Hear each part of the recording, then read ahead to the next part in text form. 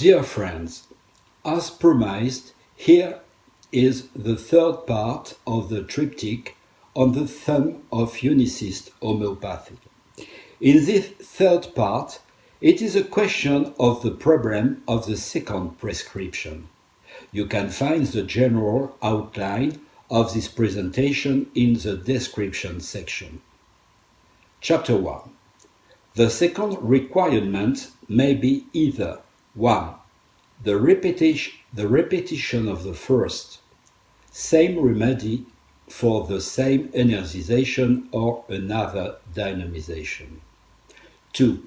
The administration of another remedy, an antidote, homeodot, a complementary remedy, a remedy with no common relation to the previous one, or a remedy belonging to a diathesis, miasma, different from the previous one, or a nosode.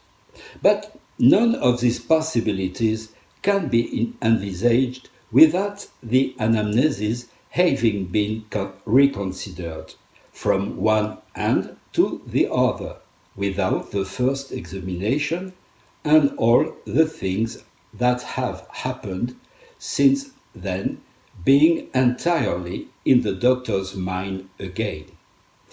It is only after a long, tiring, often difficult examination and study of all the symptoms of the case under consideration that a homeopath is able to establish a second prescription. Let us first state as a general principle that if the first prescription has proved useful, there is no question of abandoning it or modifying it in any way until it has produced all the good it is capable of doing. Organon, chapter 246. Chapter 2. You will be able to encounter 9 possible states. 1. In the rule, the intake of the first homeopathic remedy, correctly chosen, is followed by the disappearance of the characteristic manifestations for which this remedy was administered. A change has occurred. The symptoms guidelines of the prescription have disappeared. Only common and unimportant symptoms persist. It is perfectly correct that if the doctor is willing to wait patiently for the necessary time, it will be possible for him to observe the return of characteristic symptoms, but, in general, when a patient returns to the modern practitioner, who is always busy and in a hurry to issue a prescription, he does not have time to wait for the convenient and favorable moment for do it. He prescribes at the moment on the remaining symptoms while the old remedy has not yet completed its full action, and this is one of the dangers to avoid. Haste in the second prescription.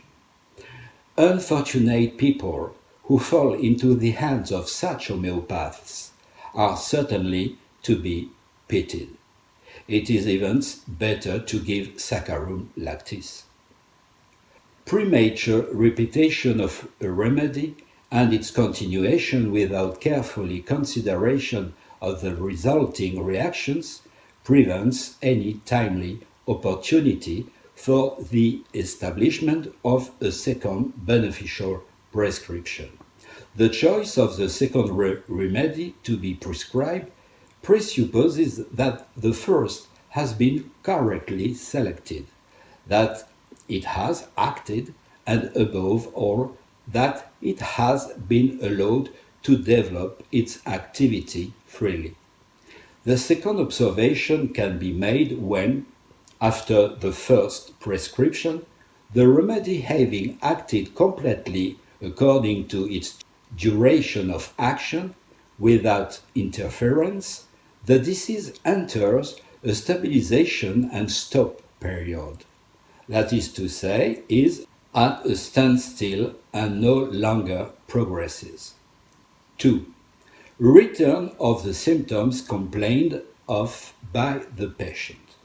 The doctor will have to be constantly on the lookout when the patient has the same general and local symptoms that he had suffered in the past. This feedback means that the first prescription was adequate, that the case is curable, and that the second prescription must be a repeat of the first. We must therefore consider two categories of old symptoms. The very old ones from several years ago, which must be allowed to evolve if they occur, and the old ones, that is to say, those that the patient presented during consultation and which indicate a second immediate prescription. 3. Emergence of a series of new symptoms. You then do a careful examination of these newly appeared symptoms, and you realize that they have nothing to do with the normal development of the disease, that they are really new.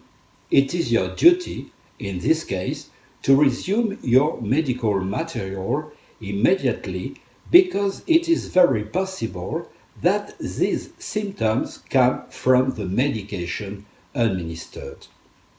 That is to say, that they present themselves as pathogenetic symptoms. The patient experiences in a way the symptoms of the remedy given to him. Then ask your patient if he really has never experienced these symptoms before. No, doctor, not according to my recollection.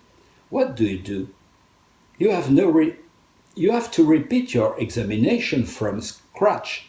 Use all the means of control at your disposal to make sure that the patient has not made a mistake until you are completely convinced that these are indeed new symptoms. If so, the remedy was improper and did not act in the expected direction. The remedy-seek homeopathicity was not satisfied.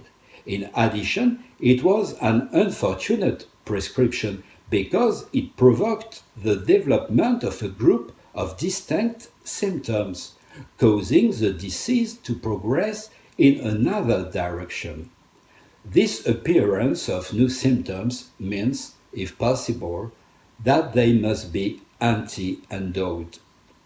A new study of these symptoms and their combination with the old ones is necessary, and it will be appropriate in the selection of the second drug to be given to take into account that they correspond more particularly to the new symptoms than to the old ones. If the first prescription is not adequate and therefore bad, remember that all those that follow will be made with difficulty and apprehension. 4. Stabilization during chronic treatment. This is rarely the indication for a new prescription. When patients reach this phase, it is the doctor's duty to wait and wait a long time, weeks and even months.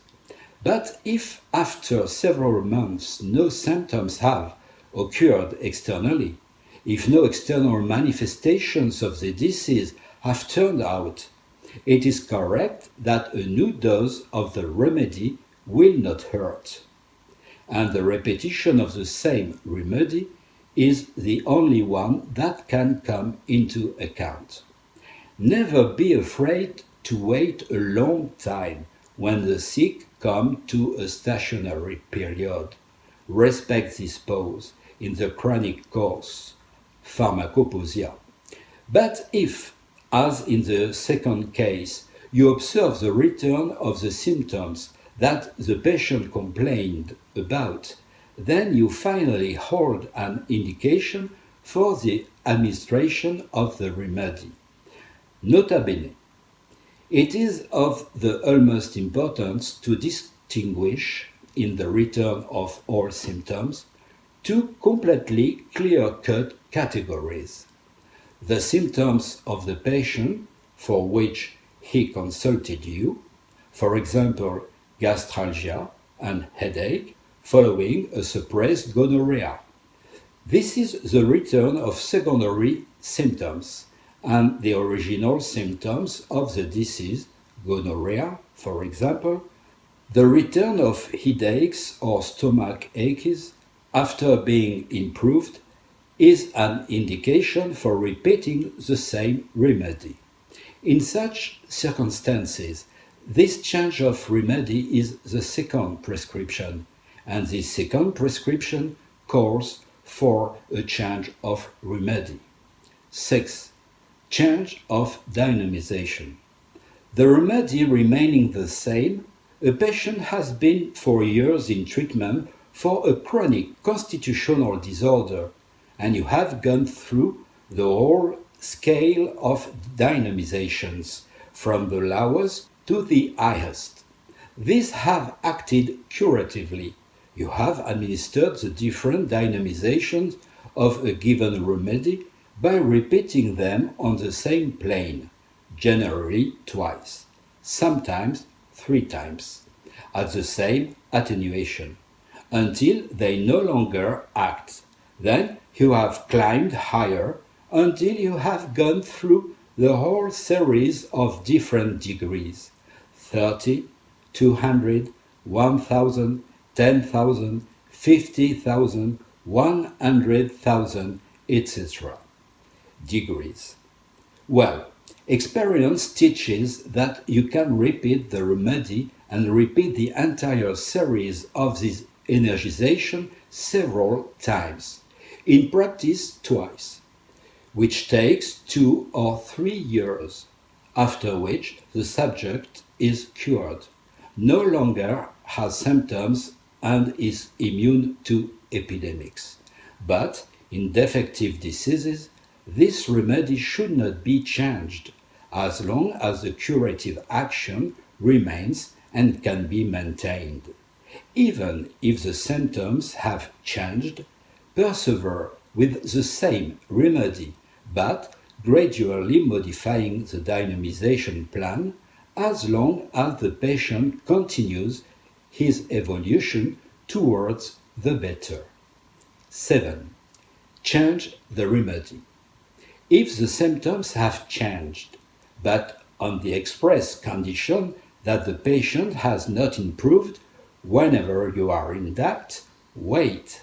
It is an absolute homeopathic rule that after administering a series of energizations of a given remedy, you should never abandon it without offering it yet another chance.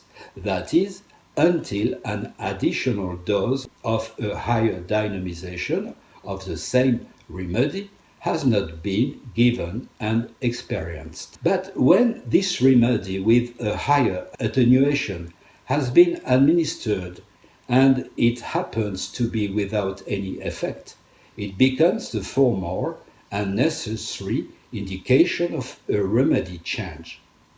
8. Complementary remedy.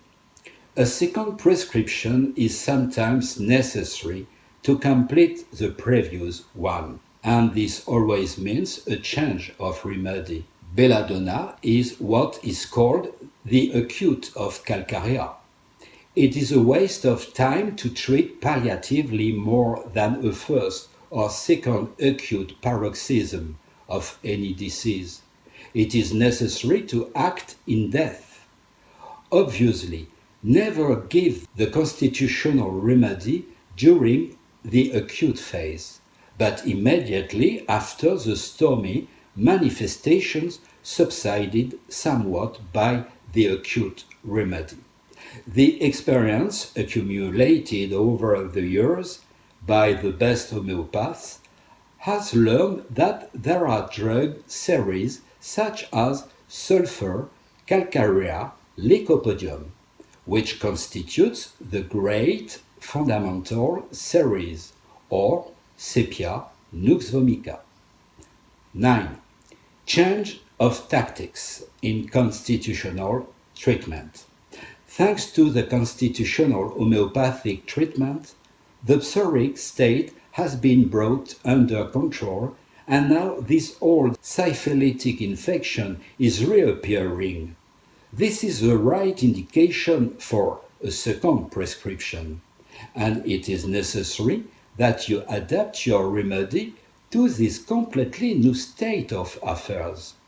It is exactly the same for psychosis, and it is important to know the alternation of these great diatheses with each other. When one dominates, the other is quiet and seems inactive, which is why you must always keep your eye open and be ready to change your strategy during chronic treatment by adapting scrupulously to the condition of your patient. Chapter 3. Caution. No prescription should be established for any patient except after a careful and thorough study of his case, in order to know everything that the symptoms express and make it possible to predict, as well as on everything that existed previously. This is what is essential. Constantly repeat your cases to study them again. Never administer medication without knowing well the constitution of your patient, because prescribing without knowing is committing something risky and that can even prove dangerous, which a true homeopathic doctor cannot do. Chapter 4. Difficult and incurable cases, palliation. The more you prescribe for local or regional symptoms, the less chance you have of releasing your patient, because all these piecemeal prescriptions only fix the constitutional state of the patient. That is to say, we remove the possibility of the basic remedy of being able to free up the chronic diathesis from which it suffers. They act in the manner of allopathic remedies, in a purely palliative, stopping the morbid manifestations only momentarily, while the fire is smouldering under the ashes. And if these actions are repeated for a long time, they can even end up making the patient incurable. For example, do not order any medication until you find the remedy similar to the whole case. Even if the indication of some medications seems attractive to you because one of them responds in a way that seems clear and easy to a small group of particular symptoms, and another seems to correspond well to another symptomatic aspect of the case under consideration. These alternating or unilateral disorders are sometimes terribly difficult to maneuver, and when all the morbid disorders are rejected to the surface or to the extremities, for example, when tasty or rheumatic centrifugal manifestations are externalized, the patient will leave you to go and get relief elsewhere. Incurable conditions, and unfortunately you will encounter many of them, are causes of concern for any doctor. Allopaths have the resource to place their patients under the influence of powerful drugs that make them believe that something has been done for them, when in reality it is a vulgar plaster, a purely palliative surface action by means of violent drugs, always given to the detriment of their health. It is therefore inconceivable that some of our homeopathic practitioners use palliatives lightly and without carefully thought, that are similarly detrimental to their patients. The doctor who has applied the unique remedy in energized form for a certain period of time, allowing him to thus verify Helling's law of healing, will easily be convinced that there is no other palliative path that can give the sick permanent hope. Just a remark about the term allopathy, that the vast majority of doctors will forgive me for this term that was invented in fact by Hahnemann, but at the same time he says well what there is to say. Thank you for your attention and wish you good luck. See you very soon. Regards.